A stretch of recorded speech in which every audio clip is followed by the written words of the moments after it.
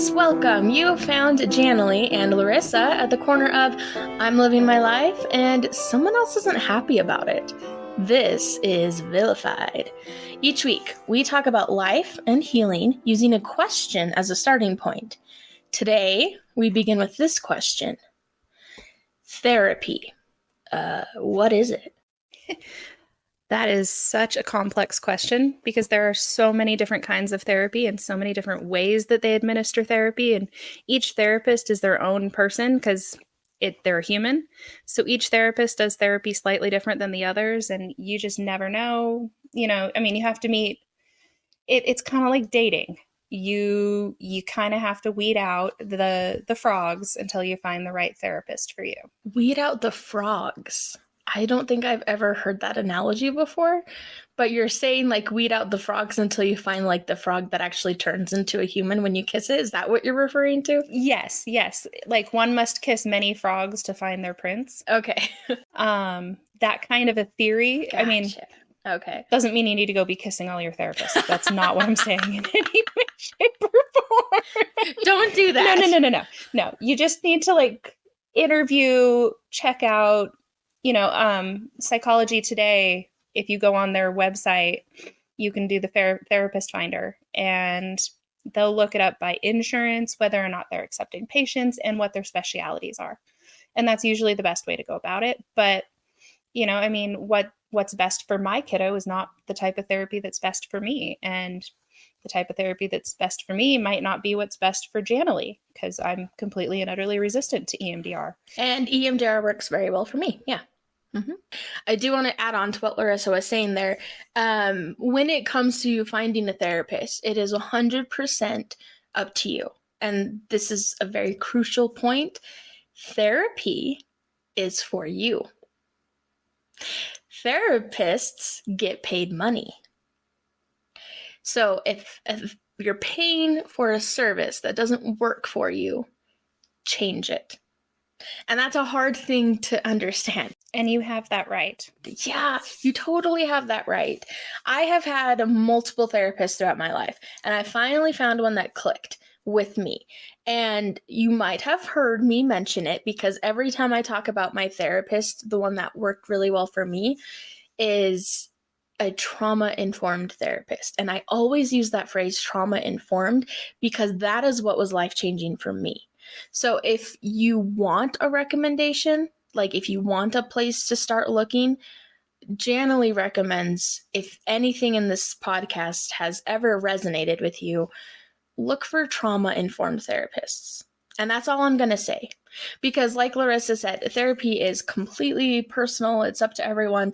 I just personally think that when you have a lot of trauma that you've gone through, specifically if you've had it from the time that you were a child, think back to the Just Janilee episode of developmental trauma disorder. There's a certain understanding that comes with that can help things be more holistic in nature. Holistic being more broad and combining both physical and mental experiences into one. And it's, the therapists that I've had that have had the most impact on me were the ones that were able to intellectualize it, but in an empathetic way for me. It's very difficult to find the right therapist, and you have to advocate for yourself a little bit, and that can be tough. It can be, especially when you're first starting out in this and you're like, oh, I'm allowed to have opinions. I'm allowed to have feelings. I'm allowed to be. It can be very difficult to walk into a therapy center and say, look, I desperately need this.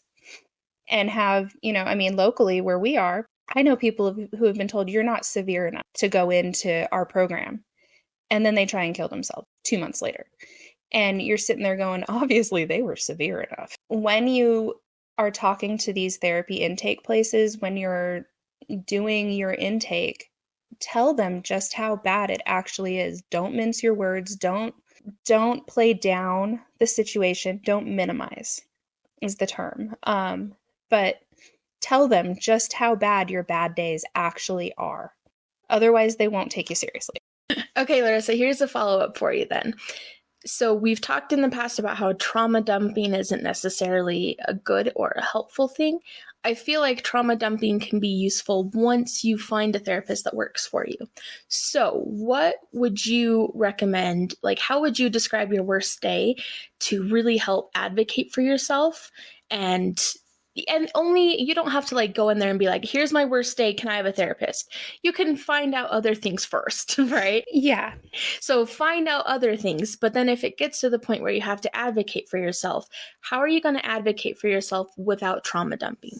So when I went in, I said, I daily am impacted by what I've been through. Daily, I am struggling with intrusive thoughts.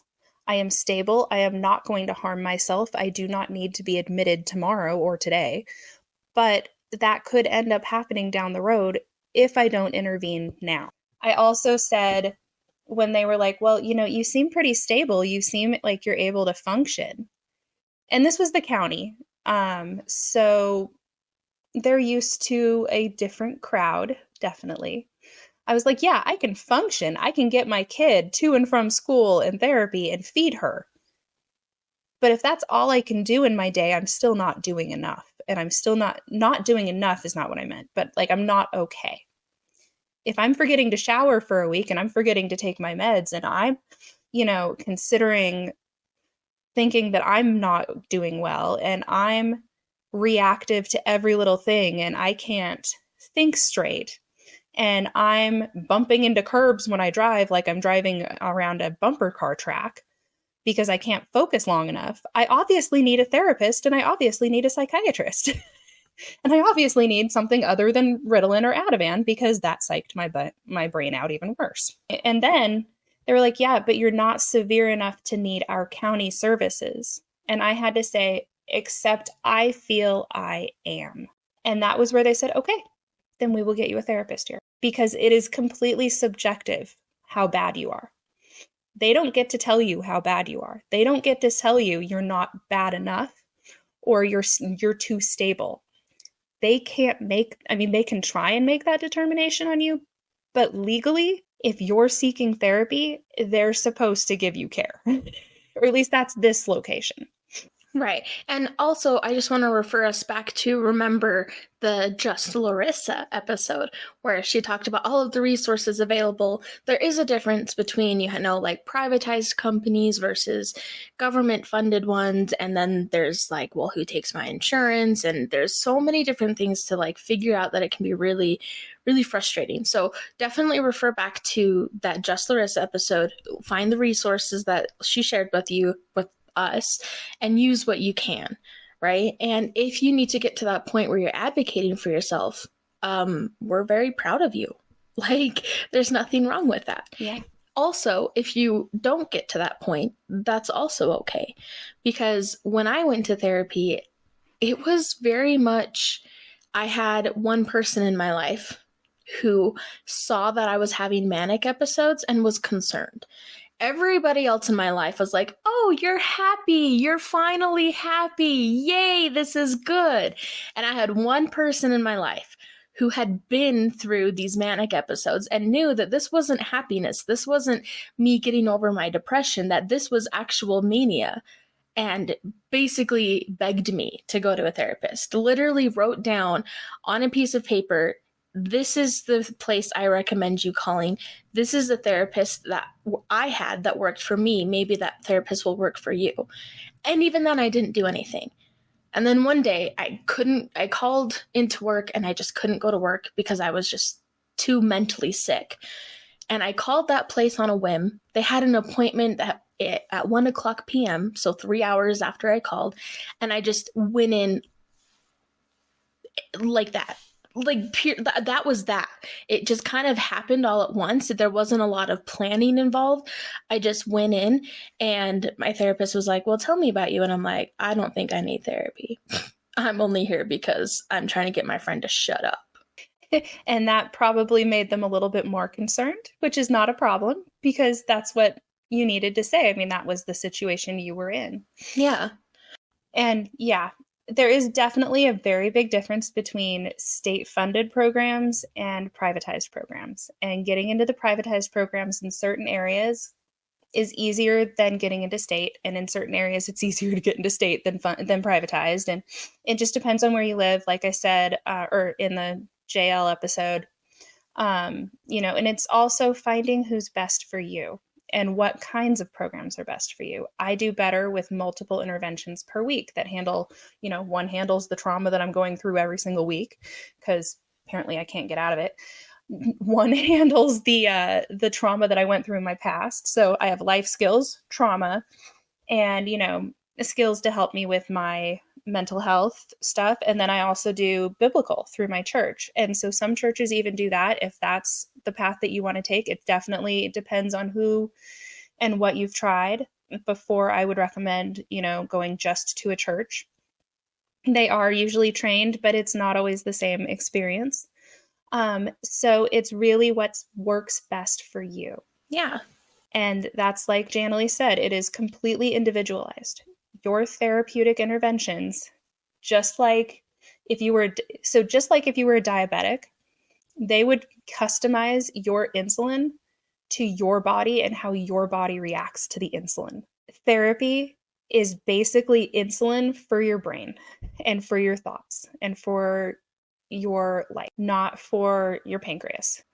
I love that you bring that up, because one of the things that really, really helps me is when people compare mental illnesses to physical illnesses, right? Like, oh, you have a twisted ankle? Well, just go run a mile on it and it will be fine. It's like, no, you need to take care of the injury so that it doesn't get worse. Same thing. And I have to remind myself of these like analogies when I have my bad mental health days, even now. I have a sprained brain. I need to give it a day of rest, right? Unless you're me and you walk a mile around the track in a walking cast and crack it in the rain. And what Larissa means by that is don't do that. That's not good. We're not advocating for this. Yeah, I was forced to by a PE teacher. This was a PE teacher who obviously had no idea what casts and water do together. Honestly, I didn't know that either. So, but you learn. Yeah, you cannot get casts wet. They crack, they break, and then your healing does not go well. So yeah, don't do that. I guess that explains why you have to wear like cover it with bags in the shower or something. Okay. They now make ones that are waterproof, but this was the 90s. They did not have waterproof ones back then. Woo! I've only had one cast in my life, and it was early 2000s, so I don't really know what I'm talking about. But no, yeah, it is. It's literally the same thing. It's like if you needed a cast for your leg, you wouldn't just go without because your leg is broken. You wouldn't not get help. It's the same thing for your mind. Until more people start looking at mental health as just a subset of medicine, of body health, of physical health, it's still going to have that stigma that doesn't need to be there. Yeah. There's nothing wrong with getting therapy. There's nothing wrong with, a tune-up for your brain. Like, you get a tune-up for your car, go get a tune-up for your brain. It's important. It's true. And when it comes to this stage where you are actively seeking out therapy and advocating for yourself, just take a second and think about the fact that not only are you seeking out help for yourself, but a prerequisite to that is belief that you are worth getting help. Right? So even in my situation where I just it happened randomly one day, everything just lined up and I was like, okay, apparently I'm sitting here in a therapist's office and I'm just going to pretend that I don't need it. Right? Like there was some part of me that was like, I want to be worth fighting for, and I can be a person to fight for me as well. Yes, I used the cover of I'm doing this to shut my friend up, right? But deep down, I did also realize that there was a part of me that wanted to be cared about, that wanted validation for everything that I had ever gone through. And I was very, very protective and very, very cynical. And my therapist had to work really hard to get there and create a safe environment, which we'll talk about in just a second. But my therapist had to work really hard to break through all my walls to get me to allow myself to be vulnerable enough to be validated. But the whole time, there was a part of me that knew that there was a solution, and that part of me was kind of taking over a little bit, and it was scary. It was almost like I was losing control. Even though I was taking actions and I was taking control of my life, I felt like I was losing control because I was giving in to all of these things that I had been told were weakness before, that stigma that Larissa mentioned. And unfortunately, it is something that abusers use. Oh, therapy, you don't need therapy. Therapy's for the broken. Oh, you don't need therapy. We just pray away our pain. Oh, you don't need therapy. It's for, it's this, it's that, or they'll be like, you need therapy. I don't, because I'm not broken. You are. And unfortunately, in those two situations, when therapy can be used to villainize you, um, you don't want to go. I mean, I remember in my youth going to therapy with certain people, and those people would disown me. And I went through, I believe it was like 23 therapists in a year, because by session 1 or 2, the therapist would hear somebody tell me, you're no longer my relative. And all of a sudden, we'd have a new therapist before the next session. And it was finally when I told my court ordered therapist, because I had been so suicidal, that I would end up with a new therapist and that I couldn't do therapy with that relative, for that reason, because I liked this person and I felt like this person was helping me and I didn't want to lose this person. It was finally when that happened that I finally was able to say, you know what, this is what I need. And the therapist was all, okay, then we won't do it. Although, just so you know, these people can no longer stop you from seeing me. And that was that moment where I felt free, finally, to say what I needed to say and to finally open up. So unfortunately, I know that some people that are listening to this podcast might not feel like they have the freedom to speak freely and openly. And it's finding that time and that space where you are. And it's okay to take time to get there and to learn to trust yourself in that as well. Yeah, and I think I mentioned this in a past episode. I can't quite remember, but don't discount what therapists can see through. Like, I think out of any subset of individuals, therapists probably see the most bullshit just by nature of their job.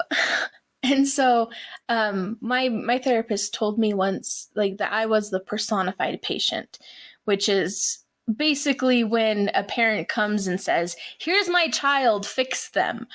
The therapist sees through that and is like, no, you just don't want your child to go against the world and that you have at home, and this child is responding in a normal way to really fucked up home life.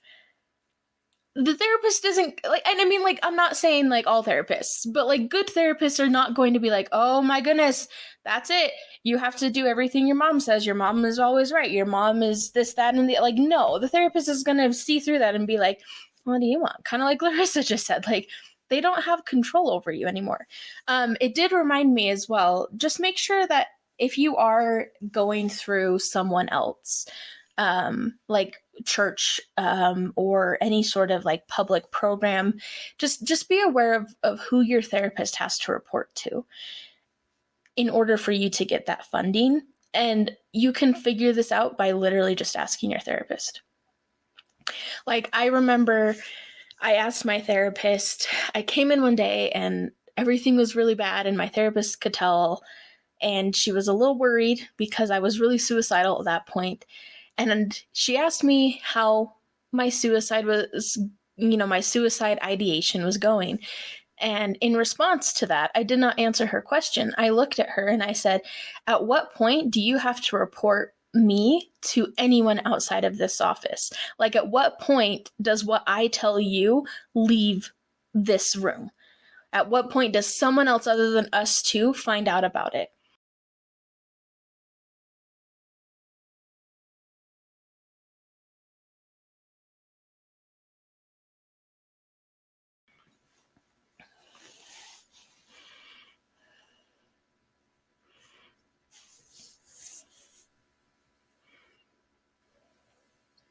Yeah.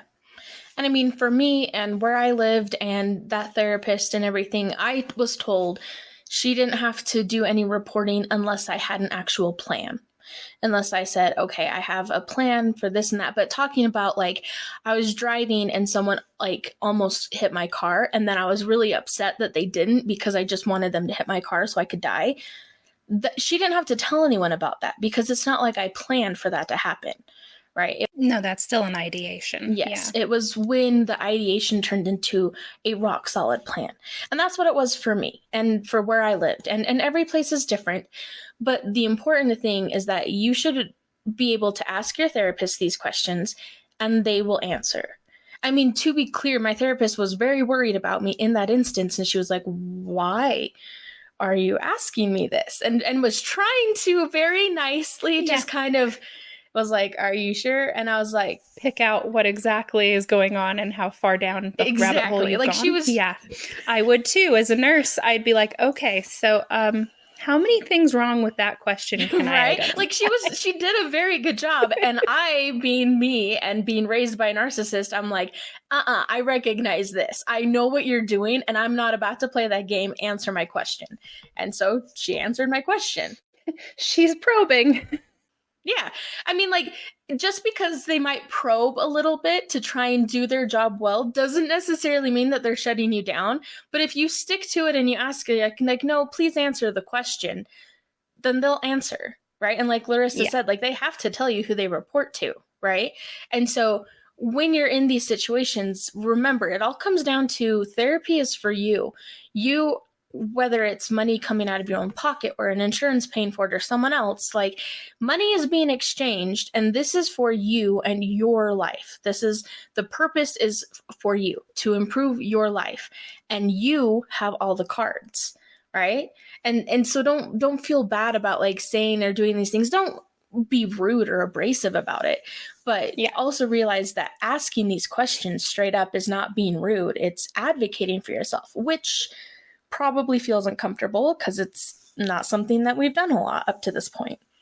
It was very weird for me to finally advocate for myself and be like, look, this isn't okay. This is not right. And I've had to do it a few times. I can advocate for others like nobody's business. I mean, working as a nurse in the prison, I learned how to do that real quick. And then working with developmentally disabled, you really learn because unfortunately, you know, it's a very underserved population. And I loved the fact that I was able to advocate for people who didn't have a voice. Advocating for myself, even when I do have a voice, is actually really tough. And I get that. And it's because it's just the underlying message I was told for so long. I went into my therapist's office last Monday because I see her every other week now and threw out so many Southern colloquialisms. Did not say that word right, but yeah, that she was laughing and had to ask for clarification on a few of them. And then I'm like, and I know I'm deflecting, but if I don't just make jokes and laugh, I'm going to cry and I don't have time to break down. And she goes, well, let's examine that. I was like, I don't want to. And she goes, well, let's do it anyway. Right. So, you know, it's each therapist, you have to develop that safety and that rapport with that therapist. If you're in rural parts of the world, you're not going to have as much option in therapists. That might be difficult. It might be a little bit more of I'm going to take the best person in the situation for me in the moment, or I'm going to go online and find somebody on a Zoom. Also, remember that when it comes down to it, therapists just give advice.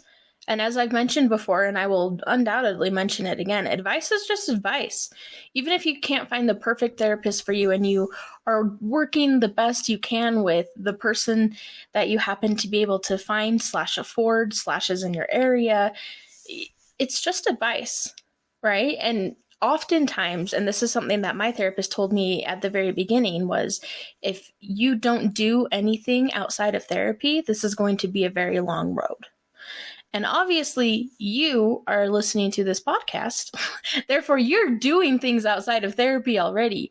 You are already trying to grow and improve. Like at this point, therapy is an extra resource for you. It's not going to be the only place that you go. Really simple comparison here. I teach piano lessons. And when my students practice, and then they come back the next week, we can make a lot more progress and they can grow as a pianist a lot faster. If they don't practice outside of lessons, their progress is a lot slower. It's that simple. You have to be willing to do the homework. It's not always easy, and it's not always what you want to do, and you might be resistant to it. I mean, there have been homework assignments where I come back and I'm like, you told me to find 3 things, I found 1. And they're all, well, I'm proud of you for finding 1. And I'm all, woohoo! So is my homework to find 2 more? Because what do? You're doing the best you can. And as long as you're putting forth, healing is effort. It takes effort to heal. It takes 10 times more energy to heal what's been broken by somebody else than it does for that person to break you. And it's not fair. It's not right. It shouldn't, because it's not your fault that you got broken because somebody else played with you wrong, for lack of a better analogy. It's not, how do I explain what's in my brain? Can I take a shot? Yes, please. It's not fair that it's a lot easier for them to break you than it is for you to fix yourself. But once you have gone through the healing process of fixing yourself, you're a lot more resistant to being broken in the same ways. Yeah, definitely the case. I know I put up with a lot less BS now and will get myself out of a toxic situation a lot faster than I did in the past, and won't put up with nearly as much. Yeah. I know to walk away. I know to let the person do what they're going to do and just go do my thing. And it's taken a lot of time and effort, but there's been a lot of break in my life too. It's okay for however long it takes. I mean, I've been in therapy, see here, 3/4 of my life, almost. Yeah. And also, when it comes to the homework, I like to think of it as, like, homework can sometimes have this negative connotation, right? Kind of like practicing piano. Like, if you don't weirdly are obsessed / love the piano like me, it's not very fun. But the way that I prefer to think of it, and I honestly had to make this choice, this shift in how I thought, was, well, my trauma and the stuff I've been through is affecting me in literally every aspect of my life 24/7. I cannot get away from it. So, I mean, doing the homework, it's not like I'm going to forget to do it. It's not like it's not going to be helpful, because it's literally always happening. So it's not like I have to sit down and dedicate time to doing the homework. I'll just be driving, and then this terrible traumatic memory will come up, and then I'll be like, well, there you go, therapist, just did the homework. You're going to do what you can do with it. Exactly. Yeah, I like to think of it more as a practical application of what I'm learning. I like that. Or putting into practice what I'm learning. I learned something in one of my support groups this last couple of weeks, and it was about the definition of discipline. And discipline is really just the training of your brain. And so you're disciplining your brain to stop putting up with garbage. And if you do like to intellectualize things, I would refer you back to the Just Janilee episode on neurobiology and neurophysiology, so that you can see it on a very small, very exact level, but also understand that it applies on a greater level. I remember, because I did all of this research on my own, my therapist was like, hey, do you know what myelination is? And I was like, yeah. And she was like, oh, you do? And I'm like, yeah, I'm sure not many people do, but I got curious and I figured stuff out on my own, right? And so then I Googled, right? Knowing that I was like doing these things on my own because I needed to have answers, she gave me more and more involved things for me to look into. Well, next time that you're looking into things, maybe you want to look into this. The book that we used at the beginning of this podcast a lot, the Adult Children of Emotionally Immature People or Parents. Yeah, that book recommended to me by my therapist. She recommended it to me 4 times before I ever picked it up and read it, though. It's not, if you don't do your homework, by the way, still show up to therapy. Like, it's not like your therapist is going to be like... They take attendance. They do not grade your therapy. Yeah. So, I mean, like, still show up and be like, nope, didn't read the book you recommended again. Still didn't read the book you recommended. You can still get good out of therapy. Yeah. You don't, just because you didn't manage to read the chapter, or you didn't manage to find the 3 things you like about yourself, you were only able to list 1 that week. Still show up, because they're going to help you. And that's the whole point. Think of them as the tutor. Here's another thing that I liked as well. There was one day, and I really, really, really did not want to go to. I really did not want to go to therapy, and this friend that I mentioned earlier, who had really wanted me to go to therapy very strongly. This friend was a coworker of mine, and I got off work early to go to therapy on these days. And I just mentioned, I was like, I don't think I'm going to go. I'm just going to stay. I don't want to go to therapy. And this coworker, this friend of mine said, you don't have to go in. Just go drive to the parking lot and call on your phone. Just sit in your car in the parking lot and talk on the phone to your therapist from the parking lot. Have a 15-minute session instead of a 50-minute session. And I still wasn't sure I wanted to go. And so this friend literally walked me to my car and said, you can do it. Just go to the parking lot and call. Exactly. And if calling is hard, text. Just text your therapist instead. Like, if you can't handle going in and having that in-person, communication, and that's just too much for you, that doesn't mean that you have to just not go. There are different levels to which you can attend. And hey, if there are times when you can't go, that's also okay. That doesn't mean that you have to stop going forever. Just go back next week. That's the wonderful thing about COVID, is that they now have the ability, most places now have the ability to do Zoom. So if putting on pants is too big of a task for the day, do a Zoom appointment or do a telephone call. There have been times where I'm like on my way to the courthouse because something happened, and I'm calling my therapist because I'm supposed to have a session. And I'm like, hey, I'm in the car driving right now. I'm hands-free. I have 5 minutes before I have to park and go inside the courthouse and file something. I'm so sorry, I'm going to miss today's session. And they're like, well, it sounds like you're doing the best thing for you. Here's when your next appointment is. And they understand. It's okay. If having to get dressed and look appropriate or whatever you feel you have to do to go into that session is too much, ask to call. They will understand that. That's part of their job. Also, if you don't want to look nice, that's also okay. Yeah, you don't have to be getting... I'm like thinking back to the time. Getting back to that. I'm like thinking back, I'm like, I was wearing like leggings and t-shirts and like comfortable stuff always. My hair always looked terrible. Like, I never looked nice for therapy. I sometimes showed up to therapy after a 16-and-a-half-hour shift at the prison in my scrubs, and my hair would look like Medusa. I just showed up. And they don't care they do care what you look like, because it tells them, okay, this person's struggling. They will take that into consideration, but they don't care that you didn't take time and effort. Like, you don't need a full face of makeup and a permed hair and perfect looks and the perfect outfit to go to therapy. No, you're thinking too much into it. I remember when I was younger, I had someone tell me, like, I was leaving the house to go get some groceries at like 9:00 at night, and they were like, you're wearing your pajama pants. And I was like, yeah. What's wrong with that? It was weird for them. It was not something that they would do. And so they were a little embarrassed for me. And that's fine. But that doesn't mean that I have to explain myself, right? Exactly. Like, I remember in college, I especially had like one roommate who was all about appearances, and I never fit that role. And I didn't have to explain myself. Right? Like, I just did what I could, and I made it work. And the thing is, like, everything that we're describing, if you had, let's say, you were in a relationship with someone who would look at you and say, you're leaving the house in pajama pants, they would most likely not leave it there.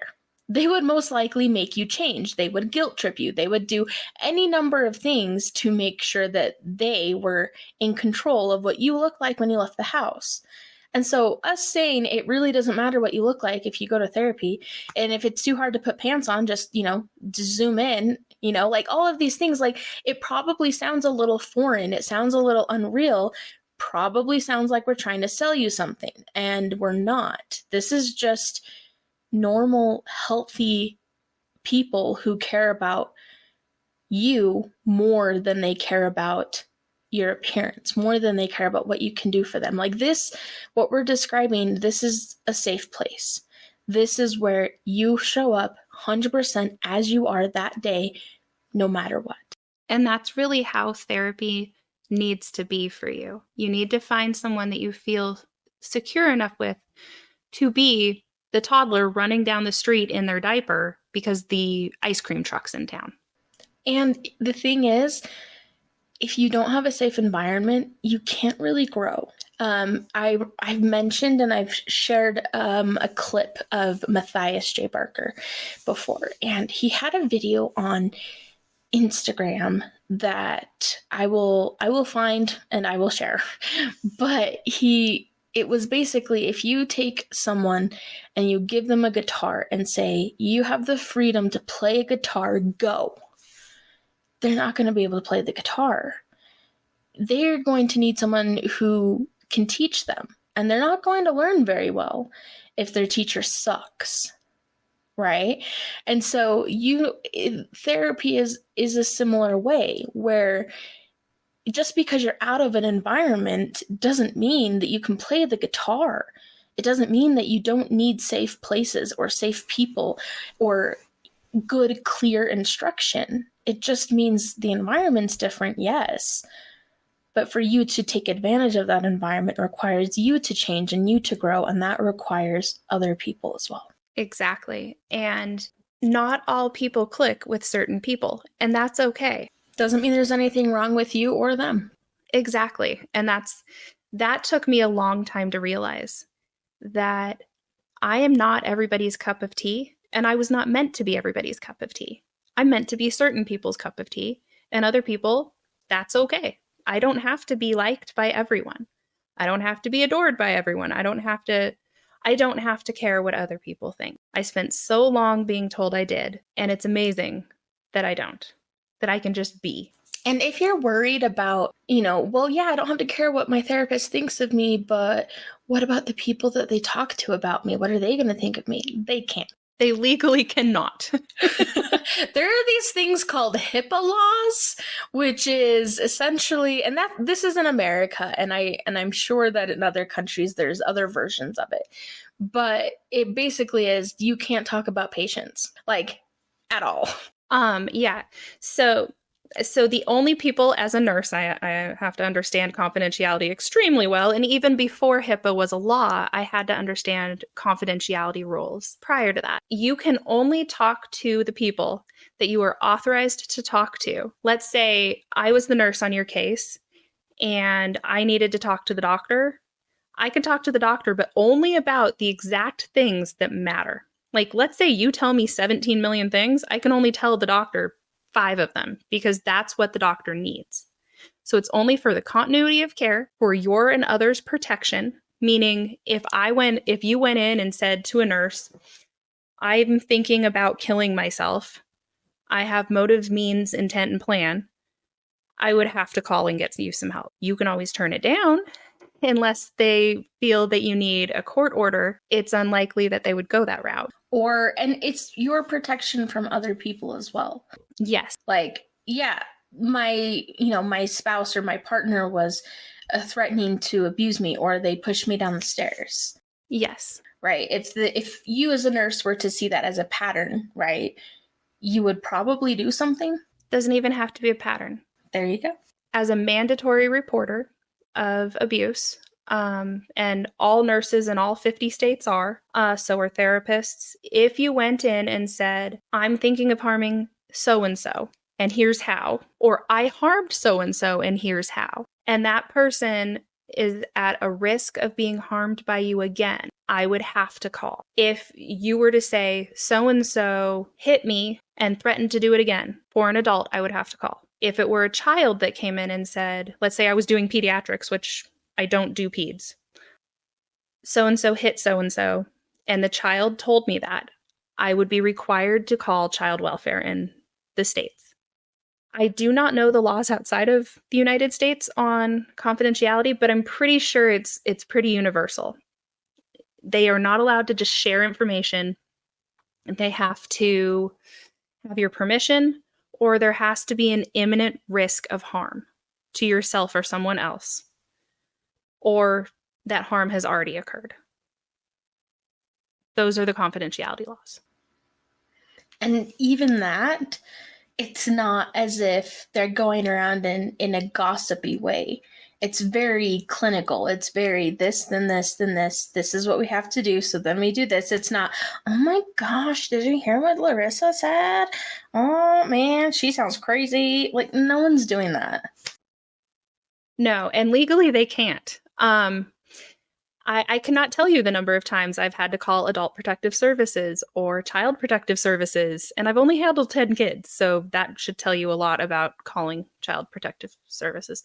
And they don't gossip when you call. You state facts, and you state times, and you state what was said, and then you get off the call because you have other things to do. You don't have time to be dealing with the gossip of it when you're talking to these people. And they can't even talk to like their partners or their family members or anything about you. Like, they can't talk to them. They can't talk to anyone else about you either. So you don't have to worry too much about that. If it is something that concerns you, you can even just straight up ask, like, okay, like we mentioned before, okay, who are you talking to about me? What are you saying? It's probably going to be a lot less juicy than you're anticipating. It's probably going to be pretty boring, in all honesty. Yeah. It's probably going to be, well, I told insurance I spent 50 minutes with you. Yep. and I told my supervisor that I met with you. There you go. And a lot of therapists don't take detailed notes specifically to protect you. And, like my therapist didn't take notes at all. I know that she had to fill out notes because, it usually has to be like, I met with this patient for this long. And also the notes that are taken are usually for, if I had to guess, the notes that therapists do take are probably very similar to the notes that I take when I teach piano. Okay, so we practiced this song today, and they only half mastered this concept. So I'm going to postpone learning about sharps until they can fully grasp dotted quarter notes. Exactly. Like, those are the notes I take about piano students. They're really boring, but it does help me be a better piano teacher in the future. Yeah, and usually there's a line that says, "We'll continue to monitor." That's usually in the clinical, or at least in nursing. I don't know about counseling. Yeah. We'll continue to monitor abnormal blah, blah, blah, blah, blah. We'll continue to monitor growth. And there's also videos out there of people who are therapists who say, hey, here's what I write down in my notes. And I've watched a couple of them and they're all very boring. I'm like, yeah, that's pretty terrible. I probably wouldn't be interested in reading that. Yeah, it's not the juicy stuff people think it is. No, it's not. One more thing I just want to really quickly add is that if you're worried because the therapist has a connection to another person in your life, like let's say the therapist is your mother-in-law, that therapist has to recuse themselves. It is a standard of practice. Larissa, can you define recuse for people who don't know? Yes.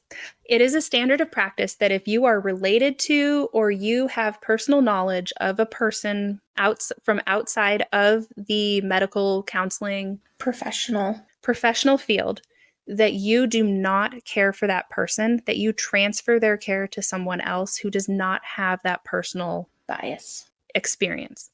And the reason why that is because you could get it clouded, because you could accidentally slip up and say something and you don't want to. You don't want to risk your license. You worked really hard for that thing. And so licensed clinical social workers, licensed personal counselors, LPCs, LS, CW, whatever the abbreviations are.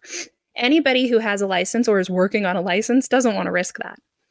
So, I've had people come in and they have the same last name as me and I'll go, I can't take care of that person. They're related to me. I'll take the next 2 admissions. Even if you've never met them before. Even if I've never met them before. I might have a connection to this person and I'm not risking my license for that. And there is nothing wrong with that. That shows integrity.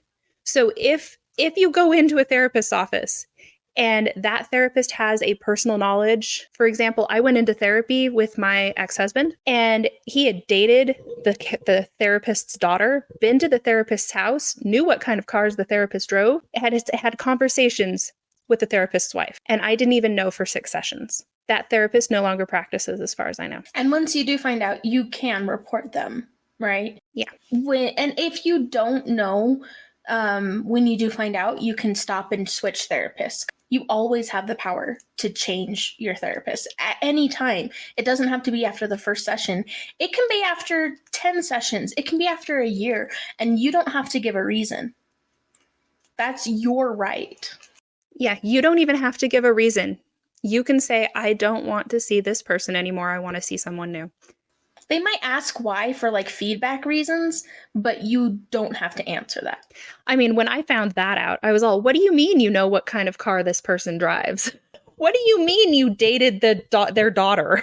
What do you mean you've been to their house? I'm sorry, how long ago was this? And at that point, I was like, we're not going back. You can go back if you want, but I'm not. It doesn't matter how long ago it was. Any one of those is a singular reason to not go. Exactly. And, you know, some things had been said during previous sessions that at that point made me go, oh, I don't even want to be in this room anymore. This is not okay. And that's why you tell, because that automatically made it a non-safe environment for Larissa. And you can't grow. You can't heal when you're too worried about how you're going to get stabbed in the back. And I literally went into the next like 1 or 2 sessions after things were said going, I don't even want to be here. I'm not working on this. And he'd be like, well, what are you going to do if this doesn't? And I was like, then it won't happen. And I walk. And I think the therapist was like, oh my gosh, she's really not willing to change at all here. And it wasn't that at all. It was that I didn't feel safe enough telling people what I was thinking or what I was doing. You know, what was being recommended wasn't safe for me. And to be clear, this is an example of a bad therapist. Good therapists won't try and gaslight you or manipulate you or make you feel bad or say you're not willing to change just because you're not feeling safe. Good therapists will recognize these things, and they will recognize this is happening because you don't feel safe. Let's figure out why you don't feel safe and get back to a place where you do feel safe. Yeah. And, you know, certain therapists do certain things, and one must kiss many frogs to find the right prince. It's the same principle for a therapist. It doesn't have to be a male. It could be a female princess works too. Okay, Larissa, I love the TV show Friends. It's awesome. Okay. And I was listening to it while I was working, and then I keep, listening to it while I make dinner. I usually just have it playing in the background. And an episode came up in my rewatching of the show that really caught my attention because I was thinking about this episode. Okay? It's the episode of Friends. I was thinking about this episode of the podcast when I heard this episode of Friends. Sorry, the word episode around here a lot. Okay. The episode of Friends is the one where Chandler tries to quit the gym. Love that one, because then Ross goes in and Ross ends up joining the gym. And yeah. I remember that episode. For people who haven't seen the show, here's a brief summary. At the beginning of the episode, we find out that Chandler has a gym card that he's been paying for years, and he never goes to the gym. And his friends are like, dude, why? Why are you paying for this if you don't actually go to the gym? And he's like, you don't think I want to quit? He's like, I can't, because basically this gym has really good marketing and really good manipulation techniques to keep people going to the gym, right? So Ross, being a good friend, says, I'll go down to the gym with you. And then Ross ends up getting pulled in by these really good marketing techniques. And so then they're like, well, how are we going to not pay for the gym? And they decide that they're going to cancel their bank accounts. And it doesn't end up working. They end up with a joint savings account, and everyone's like, well, what are you going to use the joint savings account for? And they're like, I don't know, to pay for the gym. Like, it's a really funny show. It's really awesome. But what stood out to me was when Chandler goes in to quit the gym, Ross is like, you got this, right? And Chandler walks up to the desk and he goes, I want to quit the gym. And the person is like, are you sure? Because you won't get access to this spa. And he looks back at Ross. Chandler looks back at Ross all scared. And then Ross is like, yeah, you got this. And Chandler turns around and he repeats, I want to quit the gym. And he's like, are you sure? Blah, blah, blah. And then Chandler just goes, I want to quit the gym. And so then later on in the episode, when they're trying to cancel their bank accounts, Chandler looks at Ross and goes, I want to quit the bank. I want to quit the bank. I want, and I it stood out to me because it felt very much when I was first in therapy, like I would say, I want to quit the gym. And the therapist would be like, well, blah, blah, blah, blah, blah. And I would be like, I don't understand that. And I would just default to, I want to quit the gym. Right? And so here, and when it comes to emotions, right? If you're not very well versed in emotions, you're probably going to walk around sounding a lot like, I want to quit the gym. I want to quit the bank. I want to quit this Yes. emotion. I want to quit this feeling. I want to quit this relationship. I want to quit this situation. I want to quit this behavior. Yes, very much so. And you just don't understand how. And so if you end up repeating yourself, okay, if you end up being like, I'm out of words to say, I can't think of any new words to say, and you just go, I want to quit the gym. I want to quit the bank. That's huge. That's you expressing an emotion. It's you expressing something that you want. And don't discount that. It's a desire. A good therapist will understand and be able to work with you to figure out what that emotion is and, all of that kind of stuff. And we're going to start talking about emotions next week. Woo woo. I'm actually a little nervous because I still struggle with them, but, like a good therapist will help you feel that emotion. Right? And a good therapist will be able to simplify what they're saying and personalize it and relate it to you for you to understand it. I actually had a very similar situation happen during my last session where I was throwing out those colloquialisms. I'm totally saying that word wrong, but I just don't have the energy to care. I don't know. Sounds right to me. Sounds good then. Yay. I'm sitting there and I'm like, I am in the same situation with a different person now. And I know that doing the same thing twice, expecting a different result, is the definition of insanity. But I can't do something different here because of the situation I'm in. What am I doing wrong? And she looked at me and she goes, well, nothing.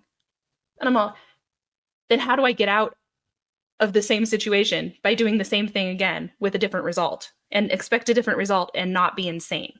And she goes, you don't. And I'm all, I want to quit the situation. And she goes, in this situation, you don't get to have control.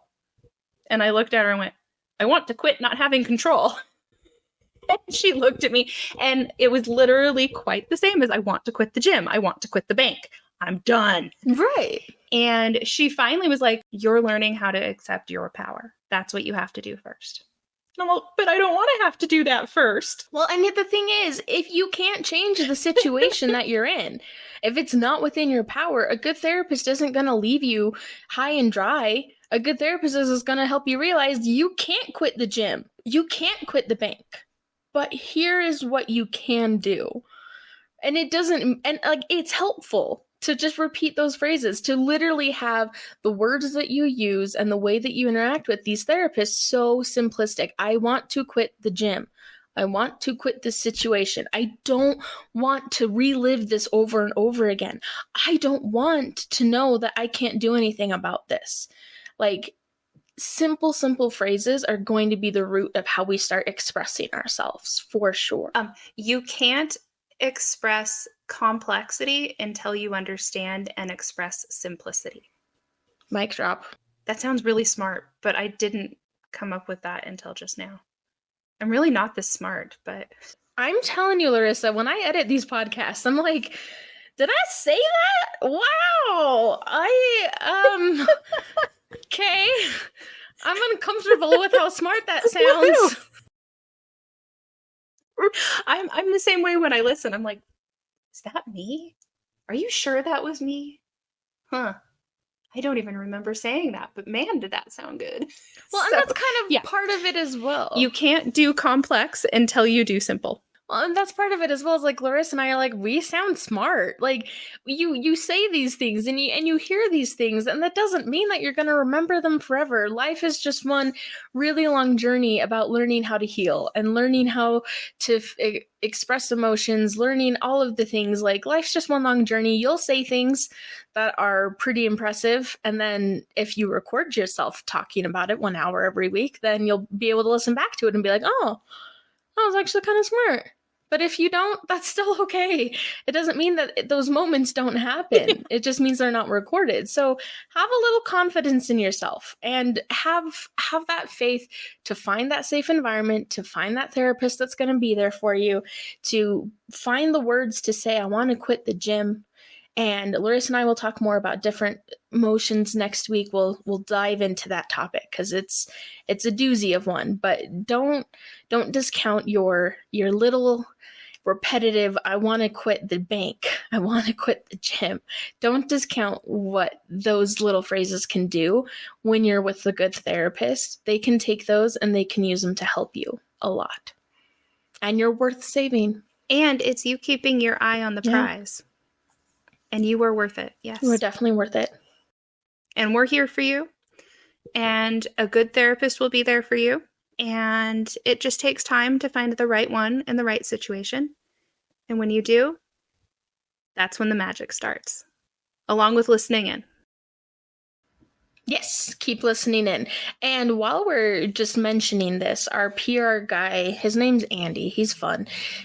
He would like us to recommend that if you want to help us, you can just share the podcast with someone and be like, hey, I listened to this episode and it was really cool. And the hosts are really funny and also uncommonly wise at times and also really stupid at times too. You can say whatever you want about us, really. But just share the podcast. Word of mouth is big for helping us reach more people and helping us help others heal, which is really all we're wanting to do. That, and you can rate the podcast wherever you listen to it. Please rate us so that we know that we're helping you or not. Yeah. And this is a new thing I actually added to the website in this past week. If you go to the website and scroll down to the bottom, it says contact. And if you click on that, there's a little form that you can fill out and just tell us what you think about the podcast and maybe what you want to hear about in the future so that we can make sure that the content that we're bringing you matches the content that you need in your life, because we're doing this for you, for everyone who listens, and hopefully to help everyone heal and grow. Yeah, we want to be useful and we want to be helpful, and let us know. And in the meantime, we're villains. Hi, my name's Janilee and I'm a villain. Hi, my name's Larissa and I'm a villain. And this is Vilified. That should be our new sign-off, for sure. I like that. I'm going to retake that just for editing purposes. So good, you can take out the summary too. That's what I'm going to take out, yeah. Wrong ears. I was going to say. I wondered why they kept falling out. Anyway, I'm brilliant.